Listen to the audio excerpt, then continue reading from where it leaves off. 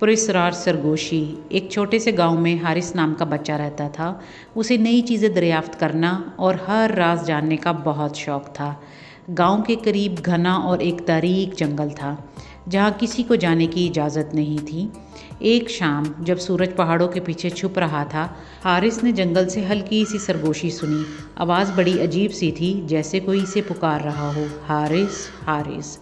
हारिस के तजस्सुस की हिस्स बेदार हुई और वो चुपके से जंगल की तरफ बढ़ने लगा। जूं जूं वो आगे बढ़ता रहा, आवाज़ और तेज़ होती गई।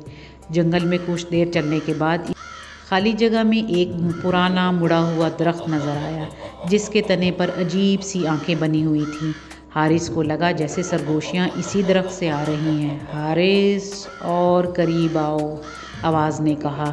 हारिस डरने लगा, मगर इसे अपनी माँ की नसीहत याद आई, जब भी तुम्हें खौफ महसूस हो या कोई बुरी चीज़ तुम्हें अपनी तरफ खींचने लगे तो अल्लाह से मदद मांगो। हारिस ने हिम्मत करके सरगोशी की, औज़ु बिल्लाहि मिनश शैतानिर रजीम।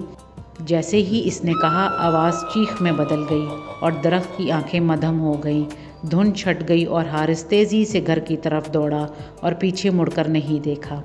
और जब वो घर पहुंचा, इसने सारा वाक़या अपने घर वालों को सुनाया। इसके वालिद ने इसे प्यार से समझाया, बेटा, किसी चीज़ के बारे में जानना अच्छी बात है, मगर कभी कभार ये ख़तरे में भी डाल सकता है। अल्लाह का ज़िक्र और दुआ ही हमें हर बुरे हाल से बचा सकती है। कहानी का सबक। इस कहानी से हमें ये सबक मिलता है कि तजस्सुस को हमेशा एहतियात के साथ रखना चाहिए, और अगर हमें कभी डर या शक महसूस हो तो फ़ौरन अल्लाह से मदद मांगनी चाहिए। अल्लाह की पनाह हमें हर खौफ और मुसीबत से बचा सकती है। अगर आपको आज की कहानी अच्छी लगे, चैनल को लाइक करें, सब्सक्राइब करें, ताकि इसी तरह की अच्छी कहानियाँ आपको मिल सकें। आप सबके देखने का बहुत शुक्रिया।